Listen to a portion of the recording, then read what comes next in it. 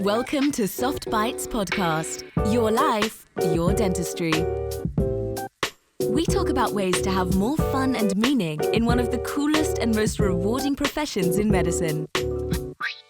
Conversations on how to bring awareness, create a healthy workplace, and provide emotional insights to make dentistry a fulfilling activity while making space for one's wonder, creativity, and freedom. Here are your hosts, Manuela and Jorge André. Hi guys, so welcome to season 2 of the Soft Bites podcast.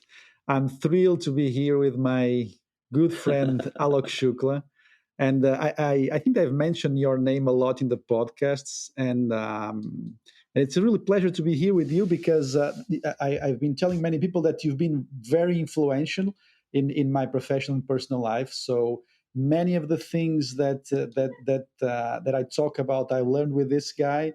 And he's always been very supportive in any way, even in the things that because we have different backgrounds in dentistry, but he's always been pushing me, and I think we'll have a good time interviewing him because he's a really special character, and I'm looking forward for this interview. So. Well, thank you for inviting me. It's a pleasure to join you, Jorge and Manuela. Really looking forward to talking with you guys. And the funny thing is that we were even talking a few days ago. We were talking like when we first met, what we wanted to accomplish a few years back. That was like in 2005, I think. Yes. 2005. So we were both thinking about the things that we wanted to accomplish, and sometimes we complain a lot about things, but actually we've both made exactly what we wanted to. Yeah, so I'm here in the Moreiras, in this amazing office, and Aalok is now, he has a company with more than 50 employees now. Yeah. He's quitted dentistry, he's quitted clinical dentistry. Clinical dentistry. Yes, Yeah, exactly. I'm still working it. But Yeah. And we're both talking that, so at the time I wanted to do mainly publications and mainly give courses. And it's very funny that we are both now in the point where we are redirecting the goals that we both have. But actually, we feel very lucky because in every aspect of our lives, we feel very, very, very fulfilling. It was really funny to understand that the conversation that we had a few years back, they actually, and which seemed like a very far away dream, right? But actually, they step by step they become reality. So it's very interesting. So this guy has a very unusual path in dentistry. I think that if you were about to guess, you wouldn't guess it. So basically, you started studying medicine, right? Yes. So then you shifted to dentistry. Can you talk a little bit about that? Sure. So my parents are from India. My dad's a doctor. When you're a little kid and all the relatives say, what are you going to be when you grow up? It's like, okay, I'll be a doctor. And, everyone says, oh, that's great. So my dad kind of guided me down that way. I was always good at science, good at maths. And I thought, yeah, medicine is interesting. But I think when I got into medical school, I was actually thinking then, I am actually in medical school now and I'm going to be a doctor. And I just thought to myself, like, at that time, a lot of hospital practice and maybe some politics in hospitals or different things. I just had a greater desire for being able to control my environment more, maybe work more independently. And I didn't see a pathway. Now it's different, right? But at that time, I didn't see a pathway to be more creative in medicine. Mm-hmm. Maybe it was my lack of imagination. So I thought dentistry is similar. It's like science, biology. But at the same time, you can have your own practice. You can then do things how you want. Mm-hmm. So in my first year, I switched into dentistry, and that's where it all started. What did your father thought about it? Was really bad actually, because he'd actually come to London to arrange a flat for me, and I was with him the whole day, and I didn't tell him. And then he was on the train on the way back, and I told him your father is a psychiatrist. He's right? a doctor, yeah, psychiatrist. And I told him when he arrived back at home, and he was. To be fair to them, they were like, "What?" And then they were so shocked. And what then are they going to do? They didn't know any dentists, basically. They had no reference. So the thing is, I think in life, if you don't have a reference for something, you then don't know what to expect. But anyway, they supported. And I think you don't always make the right decision, but you make the decision right. So for me, it was the right thing. And it worked out You were like in the first grade of medicine, right? Yeah, I was in the first year. So halfway through, like we did the first 2 modules was common with the medical students and the dental students. And then it switched over to do head and neck. And I think medicine was doing alimentary renal. Yeah. And it was literally at that point I switched over. And then, obviously that's where you start, isn't it? So head and neck. Yeah. So, let me tell you just, Alok, how happy I am to be here and to finally meet you, because I've Likewise. heard André talked about you lots and lots of times. Always good things. So it's a really pleasure to be here and to have you with us here. I want to ask you, how did you got interested in marketing, management, coaching, and all of those things? So after you finish your dentistry degree, how did you got interested in all of those different fields? So I think it all started from having a vision that, like, of what kind of practice I would like to kind of work in, who I would like to be able to help. And I think I always felt I want to be able to, like, help people that want my help. And I also want to be able to do things which are as positive as possible, right? So I was more interested in cosmetic dentistry because, like, that was, like, quite attractive, but I didn't want to cut anything down. So I was interested in non-invasive stuff, right? And so very quickly I started to understand that I'm going to have to learn 2 things. I'm going to have to learn how to treat cases in a way which I feel happy delivering that result for a patient. And I feel that that's the right thing to do because I've not compromised anything. But at the same time, I've got to figure out how to attract those people to the clinic. And I'll be honest, when I was in dental school, I used to go to, I was living in London, so I used to spend all my time at the bookstores. I just loved reading, basically. Yeah. I was just reading a lot of books on marketing, management. I was just curious, basically, right? Like anything to do with, like, success, self-improvement. I was just very curious, right? And I found that more interesting than histology, I'll be honest with you. That's just me. I think curiosity is a very important skill in dentists. I think sometimes it's missing to some dentists. I think it's something that should always be grown, and you should always have it in order to continue to grow in your profession. Just as a person, we're always going to be growing, really, isn't it? Right? If we're doing the same things now that we were doing years ago, then there has to be some evolution, at least in your own, even at least in your own capacity of, like, what you can do. I don't know. That's just how I think. I think that, like, I compare against myself, and I think, like, are you progressing? Are you going where you want? Are you being in congruence with what you believe? With what you feel, yeah. Exactly. But I remember one of the first times that I met Aalok. Actually, it was the second time we first met in London. Then you came over to Portugal, yeah. And then I came over to you. We did that Tony Robbins thing, the Unleash Power Within. Yes. It was very fun. And when I got to his place, I saw these huge amounts of books on psychology and coaching and personal development, which I was completely unaware of. I was a little bit biased, actually. And it was very funny to understand that this guy is really, really trying to make the best out of himself. So it was something completely new to me. Now, if you talk to any kid, it's something that it's normal, but that was in 2005.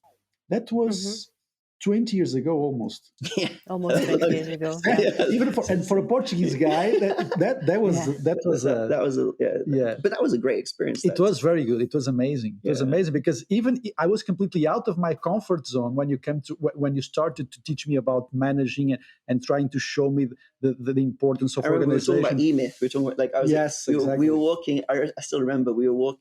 I basically stayed with you for like a week, and I was basically hassling you the whole week, like why aren't you doing this? Why aren't you doing that? And then I remember at one point we were walking past your house, to like a cafe, like in the park, and then you were like, you don't understand, you don't understand, you don't like when you're too busy doing this, and I was just listening, and I was just smiling, and I was like, but that's exactly why you need to have but it's true also, like at that point I didn't have my own practice at all, right? So at that point I was watching you doing everything, and I was like, my God, like I remember when you presented your work at the King's College. We were studying prosthodontics, right? And it was a residential for a week. And so there, Andre was presenting some of his cases. And I remember that whole evening, everyone was mesmerized because he had so many amazing cases. And I remember listening and seeing it. And I was like, my God, your cases are like just like any journal or magazine, and you haven't even done the course yet. And I was like, why are you even here? You know, like, you know, and then everyone was just like stunned. And I was like, but I thought your practice must be something amazing, right? So like this guy must work in this like amazing,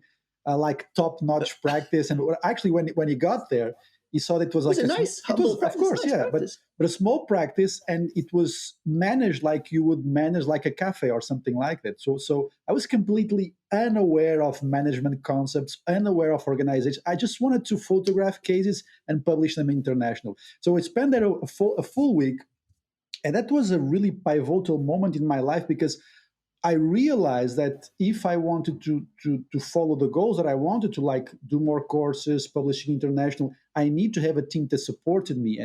And for when you start to manage people, I mean, if you're only on yourself, it's one thing. But if you start to manage people, and if you start to manage patients, and if it's a private company, which is actually it's a private company, there's so many things that you have to deal with, and you can ignore it. And I think in the beginning, every dentist has this reaction, oh, but you can't understand it. I have a lot of work. This is not possible to do. So I was completely out of my comfort zone. But it's your mindset, right? Like, if you reflect what you see around you, and if you believe you can't, then obviously you can't. If you believe you can, then you need to see enough examples around you to then figure it out. And hanging around with this guy, it was so completely different from any other people that I was used to deal with in Portugal, because dentists in Portugal, they go there, they have this path, they open a practice, and they do this. I mean, hanging out with this guy was a completely different energy from anything that I've ever thought of. And we also had a lot of fun in London. We would go out a lot. We would go to concerts. We would go to music. We spent a lot of time in bookstores at Waterstones. Right? Yes, exactly. Yeah. So it was a really pivotal moment in my life. So it was really, really nice. So you opened a practice, right? Yes. But then at some point you decide to quit clinical dentistry, right? Yeah, that's a journey, right? So I think basically from when we met, like I was on my journey of improving my skills, like learning more about, how to do different procedures that I liked. I started working originally in national health practices because I didn't actually do very much work at university. So I wanted to gain more practice once I qualified and felt more confident and see more patients. And then I wanted to work in private practice. And so I was doing a lot of courses, improve my clinical skills and ability and all that stuff. And then I wanted to have my own practice. So in 2009, I set up my own practice from scratch, found a premises in London and opened it. And I remember you came down and you helped me with like some of the stuff when we were fitting it out. And I wanted it to be as nice as possible. Like, so we had like spa beds instead of like a dental chair. I didn't want anyone's scary chair. I wanted like, oh, that's a really comfortable bed. That looks nice. There's a TV in the ceiling. It's just like very focused on essentially aesthetics and prevention and that kind of thing. So I wanted to kind of have the vibe of like not just a dentist. Nothing wrong with that, right? But I just felt that I wanted to try and have a place where people wanted to come and would come specifically rather than, oh, this is the local place, let's just go here, basically, right? That was kind of my thought process. And so open that. And you learn what you don't know. And I think very quickly I figured out that like, in order to attract patients, because it's one thing to open a practice and spend a lot of money on opening it. And then you look at like, okay, I basically have enough money for the next month, but I have to figure out how to pay for the next month after that, and then the month after that. So then you very quickly have to figure out how to get patients. And so started doing some online marketing, local marketing, different things like this. And I just found it was interesting because I could start applying things that I'd read before. And fast forward a few years, and we had one package about teeth straightening, which we made a package where it was like basically some removable aligners, some whitening, some bonding, and I called that package Straight Smiler. And we'd create a flyer and some different things, and that was the most popular package by far, to be honest. Like, and what we had was like we put like an A board, like a sandwich board outside the clinic, and I remember like this was after about 5 months, and it had like the package of the Straight Smiler offer. It had the price and everything included, and it showed lower teeth from crooked to straight in 6 months. And I had people that week. I think I had 4 people walk in and say, "I want that." And I remember thinking, you're such an idiot, Alok. Like, why have you been messing around with like online stuff, things that you didn't put a sign in front of your clinic, like explaining what you actually do, and people actually walk in from that, so sometimes you think, oh, complex is good, but it's not. Just do the basics first, right? But anyway, skipping forward a few years, teeth straightening had become essentially 50% of the practice. So the practice was called Alkali Dental Studios at that time. And so then I was thinking, really need to kind of like increase the amount of teeth straightening. So we created a second website called ilovestraightteeth.co.uk. And from that one, we really looked quite big. So we had like a free guide, online opt-in, online consultation, all that kind of stuff. This is back in 2013, basically, right? And so we were doing Facebook advertising. We got a lot of people. I remember the first time I created this straight teeth test. So I created this thing where people could answer different questions, find out what brace is suitable for them. And based on the questions they would answer, I would get all the data in a CRM email system. And then also based on what they answered, like, do you have a special occasion? Yes or no? They would get a different video. So I recorded different videos saying like, okay, oh, it looks like, time is important to you. So these braces are going to be better, either clear fixed or braces behind your teeth. But if you want to find out more, you can send some photos or you can come in for a consultation. And I remember the first day I put it live, we had like 30 or 40 people do an online consult. But were any dentists doing something similar at that time? No, not that I was aware of. That's in London, a high competitive market. Yeah, not that I'm aware of, like back then. And so what that then, I remember I was sat at home on my laptop in my bed and I was looking and suddenly I saw these straight teeth test, complete. And I was thinking, my God, like it's just like you opened a tap, right? Like so suddenly you've just connected this pipe into the universe, and all these people are saying, I want to improve my smile. And at that point, naively, I thought, wow, all these people want to come into the clinic. Obviously, they didn't all want to come in at that point, right? But it's like you're excited by the possibility of connecting. Yeah, and so what I saw was that people want something affordable, fixed price, guaranteed outcome, evening open, all that kind of stuff. And so that clinic, grew a lot. And so I managed to like reduce my days, but I still saw that there were so many people doing an online test than would ever come in for a consult. And they were all over the UK, even internationally, that were doing it. So then I thought, okay, how could we send some of these patients to other practices? So we started a marketing company where we basically replicated the same system, but we didn't call it I Love Straight Teeth for those places. We called it something else, Straight Teeth, whatever.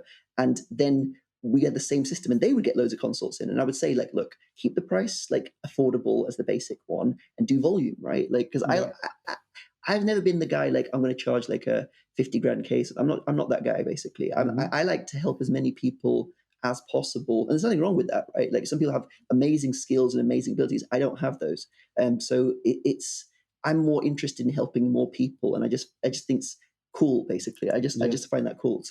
So from that, I always used to say like keep the price fixed, but then a lot of clinics I saw that we worked with would then say, oh, but this price is going to be higher because it's more complex. And I'd be like, no, you're not going to convert. The people are not going to go ahead because on the website it said one thing and then the experience in reality is not matching that, basically, right? And, to cut it simply, I always recommended presenting two options, like a basic and advanced. But anyway, we saw there were lots of people doing online consultations. And this was like 2014.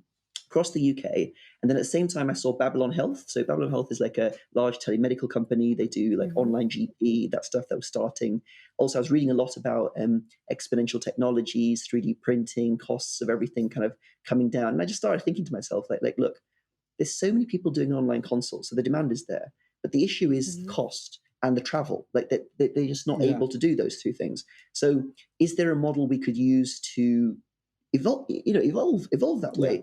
And so that's when we decided, actually, look, there's going to be a model of using essentially telemedicine and 3D printing for aligners and have a telemedical teledentistry model of teeth straightening. And I thought, like, this is in 2014. I was like, this is going to happen for sure. And I was like, I need to be on this, basically, right? So then I put the clinic for sale, sold the clinic, and then we launched our first teledentistry platform, basically, right? Like in 2016. And like I say, like, it's just, I think for me, it's more about like following where I think something is going to go, and then you kind of bet on yourself, essentially, right? Like, and working with a team, obviously. My co-founder Lucy is amazing. And without her, it would all be impossible. Yeah, Lucy, of course. Yes, but you blend it with your interests. Yes, which is helping a large amount of people and using digital technology and stuff. Exactly. So the whole point is like, how can you? So we know that like 70% of people have some form of like crooked teeth, right? If you compare it with the ophthalmics, like the optics, for example, 70% of people need some form of vision correction, okay? 8% of people adults in the UK wear contact lenses, okay? I think, nearly 40-50% of people wear some glasses or something like this, right? So penetration and adoption is high. So glasses, let's call it fixed braces, right? Okay. Like that's like the bit that you might kind of go with. It's not quite the same, but here we are. Say contact lenses are discretionary purchase. It's like, I need vision correction, but I also need something which fits with my personal identity and the way I want to look. You've got laser eye surgery, which is a whole other ball game, but like essentially contact lens or laser eye surgery is like where people are in that way. And like, I felt aligners are like the same thing basically, right? Because they want to have the teeth straightened, but they don't want to wear glasses. So they don't want fixed braces, right? But at the same time, they don't want laser eye surgery because they might want that, but it's quite a big jump to go from nothing to laser eye surgery, right? But like contact lens in between provides that. So the same way with aligners, is like you could see that, okay, over time, as costs go down, 3D printing, you minimize the number of visits to the clinic. So chair time, which is the most expensive thing to practice, is reduced. So therefore, the practice could actually have a higher hourly rate while reducing, like the cost to the patient and helping a higher amount of patients. Correct. I just think it's more sustainable to have a high volume, because if you've got a high volume of patients, if a few don't go ahead, it's not a big deal. But if you've got like 3 £25,000 cases and 2 of them cancel, what are you going to do? So it's a different model, right? It's a different model. Yeah. So that's where like the evolution kind of like started from there. And, we've continued that evolution. So we have another platform which provides online dental health assessments. And we've also extended the platform where clinics, dentists can offer a hybrid model of teeth straightening. But essentially what I'm focused on is, I think everyone should have digital access to dental care. It's just very simple, right? Like you can visit a GP online. You can potentially see a dermatologist. I booked an appointment for my dad, for example. He needs a dermatology consult, and I sorted one out with him for a dermatologist. And so people want to be able to access care. So why is dentistry just locked in a box, basically, right? Like, that's a good question. So that's where I think, like, if people had access to screening, then they can engage with the practice. They can then get the advice, go into the practice, and it's like a continuous relationship, as opposed to, solve my problem, all right, I'll see you in 2 years' time, basically. So yeah. So you created the company from scratch. So tell us a little bit more about that. How was that? And any difficulties, any difficult moments that you want to mention? How was that? I think like everything. I think like in the middle of starting it, like Brexit happened, basically, right? Because we always had this vision that we would, sell internationally, help people. Because I think when we launched the app, we had consultations from Japan, USA, all over the place. And I remember like I think within a week of launching, there was like a guy from Japan said, "Can I pay now, please, for my 2 daughters? Because it's cheaper to do with you than it is for one of them here. And I don't want to choose which one gets treatment," basically, right? And I was like, and straight away I was like, you validated that, like, this is exactly the kind of thing that you want to help unlock. But obviously, it's one thing getting an online consult. It's another thing having the whole mechanism, support, infrastructure, dentists working for you, laboratory, all that kind of stuff, right? So you start step by step, right? I remember like there was a lot of challenging moments. And also when Brexit happened, we were like, we need to have some form of European base. And then that's when we actually thought, where should we kind of go? So we obviously sold the clinic in London. I thought, you can't really stay in London, because what's going to happen is London's going to change all its rules and regulations just for London, and it won't apply internationally. So I needed some kind of EU base, at least, where we could then help people in different countries, across border healthcare, all that kind of stuff. So my co-founder Lucy, she's French. I didn't fancy going to France, essentially. Like, then I was thinking, like, where would be good? Like, at that time, Portugal was becoming more and more popular because of Web Summit for technology. And I'd been to Portugal a few times already to visit Andre. And I just thought, yeah, everyone's really friendly, good English speaking. Let's go to Lisbon, basically, right? So we basically then decided after Brexit, we then organized that trip, packed our bags, and just left, essentially, right? So that was like that was quite a big thing. So that was quite a big thing. It was exciting as well, right? Like 2017, we landed here. And then, you're here, you're then building a team, you're recruiting people, and they're like, what are you trying to do? And you explain it, like, really? you're going to try and do that, like, and it's just like, what's so cool is that we've got dentists that have been with us for like 5 years. So some of the dentists that work with us are the most experienced in, teledentistry, digital consultation, because they've seen thousands and thousands and thousands of cases. Like, and some of them were quite young when they joined us, like, and maybe they were like, I don't know, 25, 26, and like, 5 years later, they've got like so much experience because they just seen like thousands of cases, like, and I think it's challenges along the way. I think the most important thing is having a very strong team and having a very strong, co-founder. And then really then every day is just like problem solving, right? So what's the problem I need to solve today, basically, right? Like, and then so sometimes we think like in small practice, we have some issues. Look at this guy. He has more than 15 employees. Yes, I think that you are dreaming, you are like living the dream life. You came to the California of Portugal, you live in Caparica. So you have this very lucky, amazing office with this amazing view over Lisbon in Amoreiras. And sometimes we think like in a small practice, when we have to manage like 5 or 6 people, we think that we have some issues. And of course we have. But sometimes I can't even imagine the mailbox of this guy with like a team here, a team in UK. But you know what? What's funny is like every stage you're at, whatever you face fully. Like it's never like I remember, like, for example, in my practice, like when I got my first associate, like that was a big deal for me because I was like really scared. Like, what if they mess it up? What if they say something to the patient which doesn't work? Or what if the patient gets upset? And I remember like we had a consult room. So what happened is we had like a staff room, but then they would have a consult room. And then there was a treatment room, basically. And like at that point, I would sit in the consult room and I thought I'd try and do some emails and stuff, but all I could hear was the conversation of the associate. Like, and I remember at those times I'd be like, oh my God, like what is he saying? So at those times, I think I'd be more stressed, maybe. Like, no, I mean, it's different at different stages. You go through different bits, don't get me wrong, right? But what I'm trying to say is it's never insignificant what you're having. And the challenge you have at that stage, you feel it fully, and you feel it in your body. It occupies the full spectrum of your attention.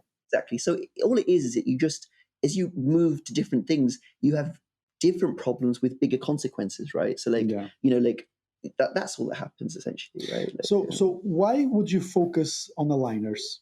So like I said, like I recognized we've been doing online consultations since back in 2013, essentially. And I saw that there's like, that's not going to change. Like there's going to be so many people that want to have their smile improved. And we were talking about figures like 70% of people have crooked teeth, but not even 1/4% of people get their teeth straightened, right? So I figured that like by increasing access, reducing costs, reducing frictions, there'll be enough people that want that. Plus also, I'll be honest, I found it really interesting, the fact of like optimizing manufacture. Like how can you use 3D printing, maybe robotics, different things like this to reduce the cost of manufacture, increase the predictability. I was always interested in like manufacturing as well. Like I have weird interests. Like you had the ability to control the full stack, and so I thought it's a cool thing. You help people have something they couldn't access before, helps change their life in a small way, and we get really amazing feedback from people like saying like, I always want to straighten my teeth, but I could never afford it, or I'm busy looking after my son who's disabled and I can't travel often. And it's just really reassuring. And now, for example, working with practices, what's really cool is like working with practices that maybe have got a bit stuck and a bit stagnant, and then we help them by essentially bolting on like, digital consultation modules, digital communication modules, so then they can help grow their practice more. It's just, I think, the impact that technology can have, it's just interesting. So yeah.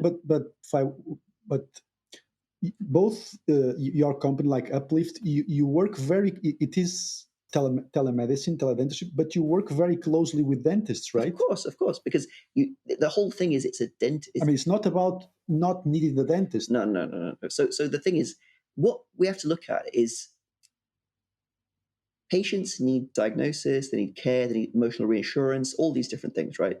But you can do that in person, or you can do that by a WhatsApp message, or you can do that by a phone call. Everyone's got patients that like leave a message at reception saying, I'm a bit worried about this. Like I remember I had a patient that was like saying, oh, I'm a bit concerned and my tooth is a bit wobbly when I was in practice. And I was like, okay, look, if you're worried about it, I'm worried about it. So call me basically. At that point, we didn't have video phones and stuff like that. But at that point could have said, send me a video, and they could see what it is. So all it is just enabling digital communication with dentists, right? So it's just opening a new channel. Like, so it's not just like what you see with your hands in front of you in your chair. It's also who you can support, reassure, screen, look after digitally. So that's all it is essentially. Yeah, but I think dentistry, from that point of view, I think medicine has found that many years ago. Yeah. But dentistry, I don't know why we are still we think that we are only doing dentistry when we are with a patient in the chair.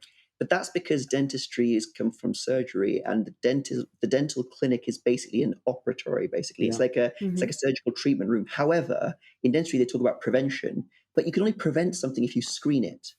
But when can you screen it? If you're only screening when they come in for a checkup and pay for a checkup, by that point it's generally late because most people are not going to come in regularly for that. So you need to have a system before the surgery. One of the things that I found really interesting, I don't know if you have the camera that you use, you have it there? Yeah. Here. So one of the things that I found really interesting, one of the ideas of this guy is, so when did you, of course you're talking about prevention, when did it came to your mind to integrate this, to have this sort of follow-up of the patient in the practice? How did that come into your mind? Well, mobile phones enable communication with everyone, right? But we all know that the photos from a mobile phone are good for macro, okay? You can tell, arch position, you can tell tooth position, you can tell different elements, but not great for micro. You can't see a wisdom tooth at the back of the mouth, you can't see platal surfaces, things like this, right? So if we think about the future, right? So if we think like 5 years from now, 10 years from now, whatever like this, it's obvious that there's going to be some form of digital screening for health at home, right? Like it is an Apple Watch or something. Exactly, but in different ways, right? So it might be that there are, let's just say, for example, your mirror. It might have a camera and it's checking your pulse rate. It's also checking your skin hydration level. Maybe it's checking for different things. Like this is going to come, right? So essentially, screening is going to become integrated into appliances. Maybe the toilet even has like different things where it could test to see for different stuff, things like this. So basically, I always thought there's going to be a need for like having a kind of like, we call it a dental scope. It's basically a wireless intraoral camera. If patients had that, then if there was one per family, basically in the bathroom, right, then anyone could, let's say every 90 days, just do a little video pan of the mouth.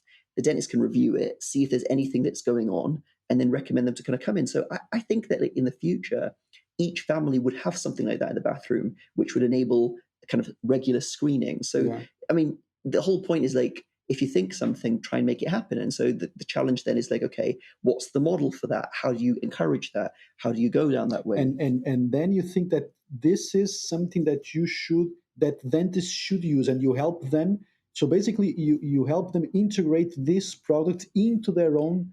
Yes. So what we've done is like we've seen that like the patients that are the most interested essentially in this kind of like hybrid model of practice. Like so, what I think is like we're focused on digital access dental care for everyone. So I think that all dentists should practice physically and do some digital screening as well, right? I think all dentists should basically, right? Because then you're going to be able to like help more people, see more patients. I mean, I'm sure everyone's got family or friends that have asked a dental opinion, but they're not near your practice basically. And so it's, what's the difference, right? It could just send me a photo on WhatsApp. Yeah, versus if they actually had, let's say, for example, a camera, let's say they're on a digital prevention plan, they subscribed, then they could actually get proper advice and prevention. And I think separating out diagnosis and prevention from operative treatment also makes things more transparent, because if the person who's diagnosing you and screening you cannot actually operate on you and has no financial incentive of being able to do a filling or a crown or whatever like that, what they're saying is true, basically, isn't it? Right. So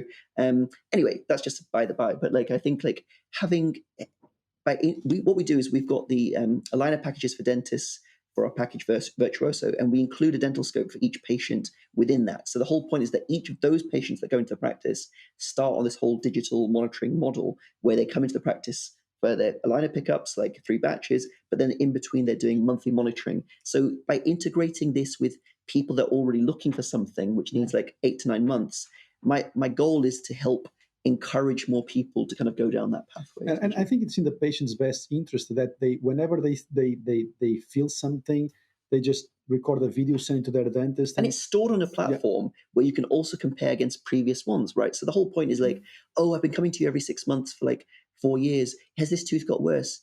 Oh, I'm watching it. I read my notes. My note says I'm watching that tooth. But do I really know what that tooth looked like? You know, unless I'm taking photos each time. And let's be honest, not everyone does take photos every time, right? You know, but the thing is, if you integrate the patient into your care, they can do some of the photos, they can record some of the stuff, right? And so it's a much more customized treatment, because some people needed to go to the practice like every 3 months, some people just need to go like once a year. It's based on risk factors, right? So you either got like biological risk factors of decay, gum disease, or you got functional risk factors of teeth grinding, cracks, and restoration stuff, or you got cosmetic risk factors based on like, you know, teeth arch narrowing, tooth wear, whatever like this. So if you help people understand what their risk factors are, so we're building a tool that will make it super easy for dentists to be able to like do a quick digital risk screen on a patient, communicate with them about what's kind of going on, then I think that the easier it is to communicate, and the more someone sees what's going on, the more likely they're just going to want to do something. The more data that you get on a regular basis. And the more people will want to actually do something, right? Like, I think the more data you've got,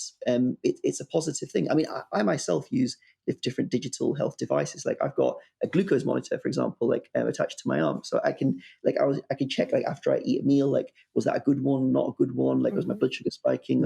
And drives more awareness. And like, but it's interesting, like dentistry did not dive into that. It's always been subjective. It's never been objective, right? Like, and I think like nowadays by going through looking at digital images and then understanding, okay, I mean, you've always been very logical, and like you made these like flow diagrams of like diagnosis, like is the restoration greater than a third of this, then do this, then do that. Like we know all these things, right, from good treatment planning or foundational principles. But the thing is, like, if you integrate digital photography and digital risk screening and things like this, you can be much more objective, isn't it? Like, okay, in the last 3 months, we can see that there's been a great change in the amount of demineralization in that tooth, right? Versus if that tooth had stayed the same for like 4 years, it's a different risk profile, isn't it? Right. So it's all about context. And I think by using digital technology, you can gain the context of the past and also understand where it's trending positively or negatively, basically. Okay. Amazing. The brain of this guy is like works to 200%. I wanted to ask you, so you quitted clinical dentistry, you created a company from scratch, you are going in new pathways in dentistry. Do you think that we as dentists limit ourselves, so that because sometimes I think dentists have this tunnel vision of dentistry, also because maybe what society expects from us or what we think we should be or we should do. Do you think that we limit ourselves as dentists? I understand. Like, I think when you go into a profession, you might think that that's the only thing you can do because you've been trained in everything in that area. But actually, to be a good dentist, you have to have a lot of skills. You have to be able to communicate sensitively and also have good leadership. So you can kind of guide your team around you to create the atmosphere for the patient. You have to have good organization skills to understand, okay, if I'm doing a complex rehabilitation for someone, there's many different steps I need to do. I need to have teamwork, work with the laboratory, work with my assistant, work with the receptionist. So the thing is, I think as dentists, they might not know that those are skills, and they might not think that they could use those in a different way. And I think that, like, if you think, okay, I have a dental degree, I practice dentistry, but maybe you don't say I am a dentist. I mean, you are a dentist. I'm being nuanced here, but the thing is, like, you can be something, but you can also be many things, right? Like you don't. It's just one identity doesn't envelop all you are. So I think, like, if you just reflect on what you can do, then and you think about what are the possibilities. I mean, these days there's so much you can do. You can be, educator on course. You can be, you can be like, doing online things. You can do like, teaching. You can also just go into completely different areas. You can like study other subjects, like, you can study law, you can study like, like psychology, public health. You can go into so many different things. Look at Manuela. Exactly. So there's just so many things you can do while retaining your dentistry thing, or you can just not do that and you can do something completely different. Like I know a guy that like, moved from that into tech basically and just works in other areas like product management or different things like this. Like the question is like being authentic to yourself and what you want to do, and try and kind of like get yourself onto a pathway where you can kind of get to where you want to kind of get to. So you don't need to restrict yourself. Everything is open to you. You just need to kind of, think step by step. How can you kind of get what you want, basically? Yeah. So, and if you look at dentistry today, and of course you have a lot of experience because you've been working. You've been helping dentists for many years in very different ways, right? Yeah. And I'm sure you see a shift over the last, I would say, things are not the same as they were 10 years ago. No. Well, the pandemic happened, right? The pandemic happened. But I think that the mentality of dentists, it's only, and we see this a lot in the podcast with Manuela, we see that, especially after the pandemic, I think that dentists woke up to something, which is what we just talked in the last question, which is there needs to be something different in dentistry. There's something more about this. Maybe I need to be working less. Maybe I can eventually the online thing, maybe something. I have to deal with social media. I have to be a good marketer. Yeah. I have to be. So what do you think? And even before we start, I was watching you coaching a dentist, helping him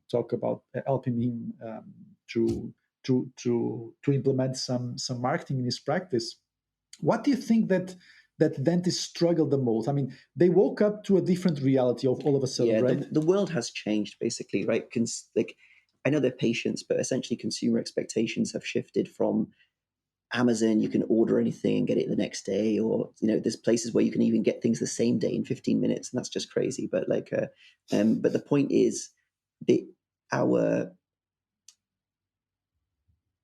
kind of impulse of like needing things now has kind of been enabled by technology. So we want to see notifications now. We want to, people to respond to us now. That we've become very impatient. Now, what that means is that and also we shop around a lot. So that going on to dentistry means that more people compare practices. They'll price shop more, because just like they buy anything, right? Yeah. Nobody buys anything without looking around at different options. And so it's the same thing, because dentistry is elective healthcare. It's considered that way, basically, right? So people have discretionary amount of money. Will I spend it on holiday? Will I get my teeth done? Whatever, right? Different people have different things of doing it. So, but now you're absolutely right. It's a different world.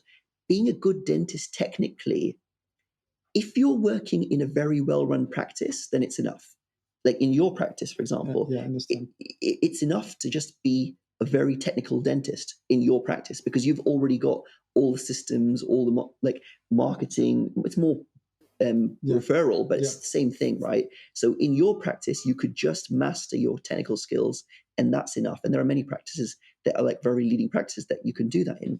But otherwise, as a dentist, I think nowadays to kind of carve out your own space, you have to be good at communication. You have to be able to engage with patients and attract patients, right? Even if you're an associate, right? Like I think that's because basically practice owners will be getting interviews from people, and one person might say, "Oh, I have 5,000 followers on my Instagram, right?" Yes. And the other, and I can bring some patients in, and the other one hasn't got any. Then there's the practice owner. You're going to think, well, what's the difference in these ones, isn't it? And I'm not giving that as a direct example, but like when I qualified, this was not the case, basically, right? But even I was talking, for example, Teresa that works with me. She had like an Instagram account with 0 publications, and there was no photo. I said, "Look, you are doing so many prosto in my practice. Well, just at least place a photo so that people can see when I tag you when the work that you do, So it's no. So I think based on that, the dentists need to kind of evolve. But to answer your question, you can actually carve out a much more diverse career than you could before. You could say, okay, I want to do 3 days of hardcore practice, for example, and I'm going to optimize my chair time and do quadrant work, and I'm going to only do the cases that bring me happiness and fulfillment with what I want to do. And the other days I'm going to do other stuff. Maybe I'm going to do teaching. Maybe I'm going to study. Maybe I'm going to work on something completely different. Travel. Maybe I'm going to create an online course, like whatever, right? Like, or you don't literally have a limit on these things that, or maybe I'm going to mentor or shadow someplace. Yeah, but one of the things that whenever I heard about digital dentistry, I was like, well, but this is pulling away dentistry from medicine. This is making dentistry closer to marketing. But once that I realized, and I started to talk with Alok, which is actually the opposite, because the online and the digital platforms, if well used, they can actually bring dentistry closer to medicine, especially from a preventive point of view and from a transparent point of view. You remember that we were talking about the Cascada. The Cascada, yeah. Yeah, Cascada Declaration, yeah. right? Like, I think there was all these esteemed professors basically said that, like, in the last 100 years or something like that, dentistry has not made any, it's basically more about delivering procedures and selling procedures than it is actually providing or preventing oral health. And it's, the thing is, the business model of dentistry is doing procedures. And of course, people do need procedures, but sometimes people don't need procedures. And that's where it gets messy, right? Like, because I've seen practices where people did stuff they shouldn't be doing, right? But anyway, that's a different story. But the point is that, like, that transparency of screening, that's why I think it's a good thing, right? Yeah, but we as dentists, we always like to bring the medical part. Okay, we want to do prevention, but how can we do prevention? And I think the only tool available now to actually implement prevention is digital dentistry. Yes, digital screening, and essentially screening people at home, so involving the patient as part of the actual preventive program, and also in remote areas. Yeah, it has to be remotely, like, because you're not going to be, okay, you do a checkup, but that's not really screening. It kind of is, but everyone does not come twice a year or regularly on an annual basis. Like, So if you think about countries like in Africa or India that they are developing, there's a lot of sugar in their diet. What's the cost of sending a group of dentists to go there and do prevention programs? It's almost impossible to do that. Yeah, I mean, look at UK, for example. In the UK, there's a massive crisis because the number of NHS dentists has drastically reduced. And what happens is there's many people that basically can't access an NHS dentist, and then they're not aware of maybe affordable private ones near them.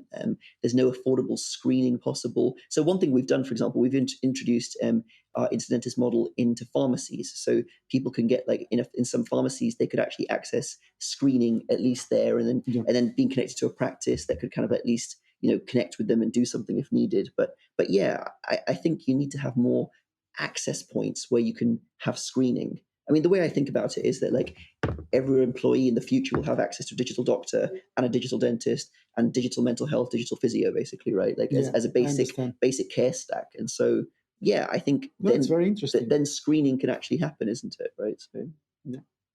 Mm-hmm.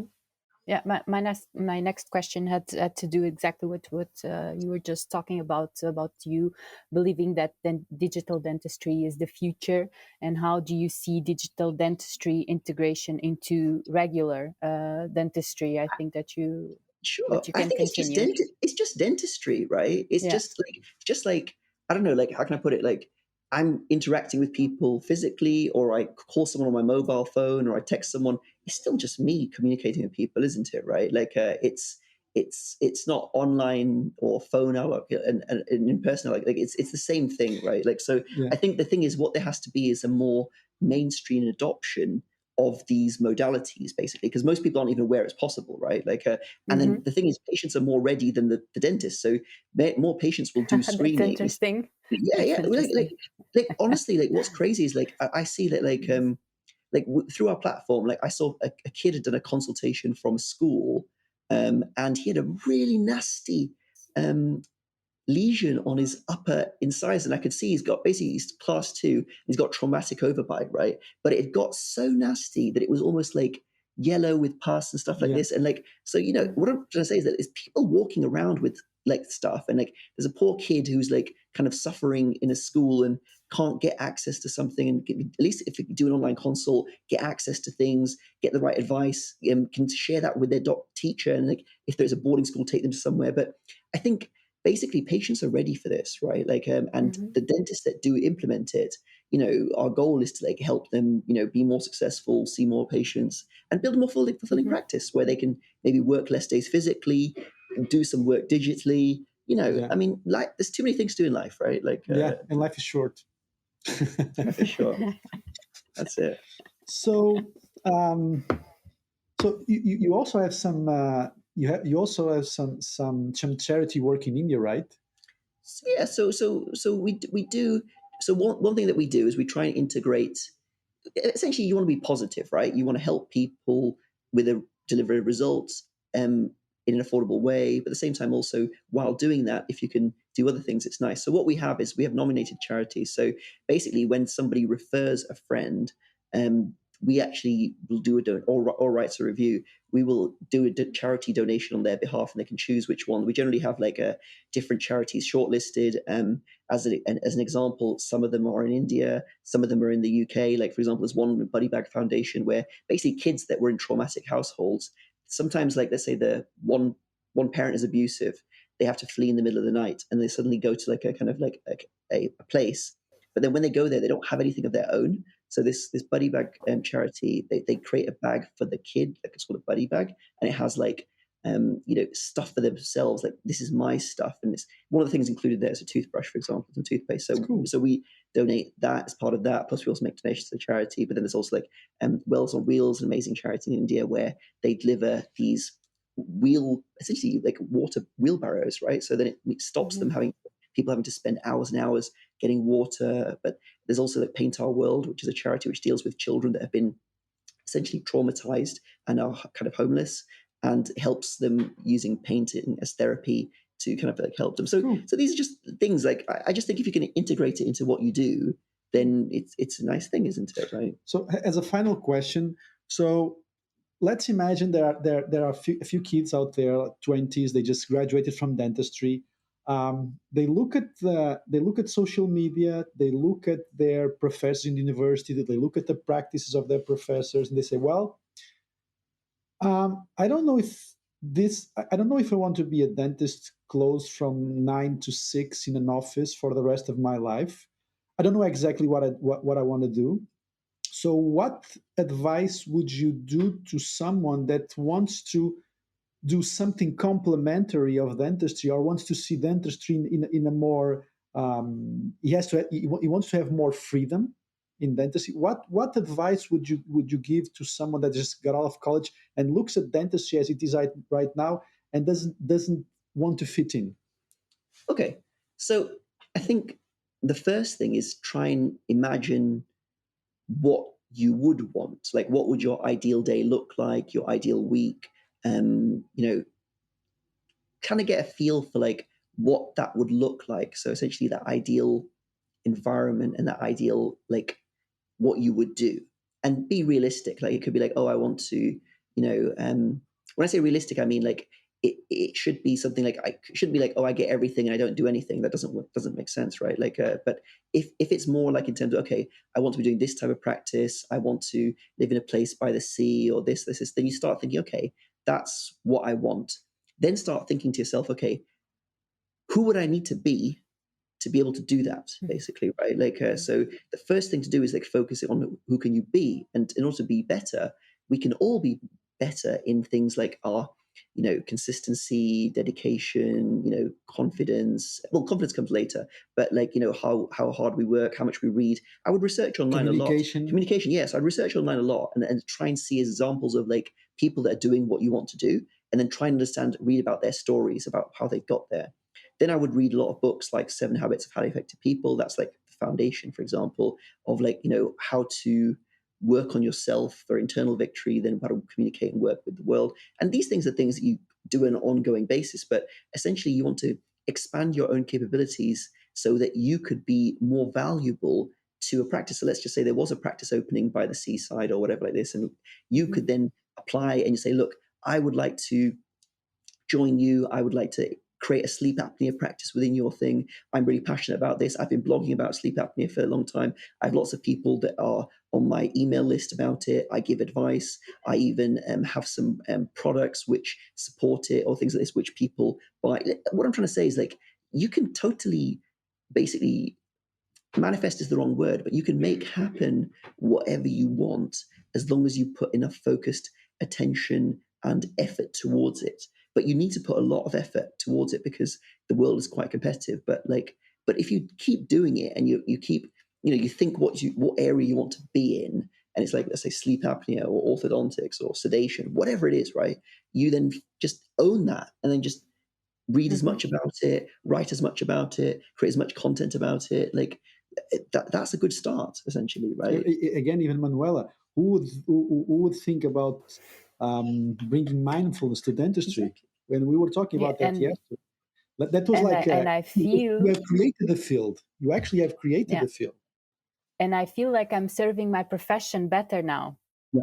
No, Exactly. I feel I'm serving dentistry better now than if I was doing clinical work. And I'm motivated to do all those.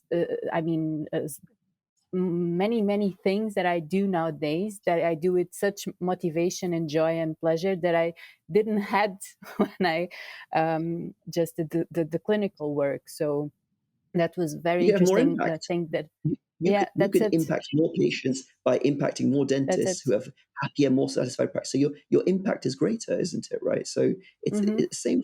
It's the same. It's the same. So that's fantastic. Yeah. So, Alok, thank you very much for this conversation. Thank you so much. I'm sure that in the future we will find some other topics to talk about, because I think this thing in digital dentistry is really, I mean, it's obvious. Sometimes you need some, because when you're a dentist, you are only focused on this, and sometimes you need someone outside to look. Everybody's going this way. Dentistry, medicine has gone there. Dermatology has gone there. Everything is going this way. It's just opening a new door. Yeah. It's basically just having a digital front door, right? And the practices that adopt this, then more people can come in through that digital front door. It's way back when I told you, like in 2013, when I was on my bed with my laptop and I saw these like straight T tests. I just opened a digital front door at that point, basically, right? And I followed that door and came down this path, basically. And the interesting thing is that you can eventually have more time to think about the things, or to do the things that really make you happy, and to move to go from there, which is really, really interesting. So, Alok, thank you so much for having me. Thank you so here. much for inviting me on. And thank you. It's wonderful that you have chosen Portugal to live, because you are close to me. Yeah, we can hang out more. It's good. Yes, of course. So, thank you so much, Manuela. Thank you. Hope to see you. Thank you, guys. In person soon. So, take care. And thank you for everyone listening. Bye-bye. Thank you. Bye.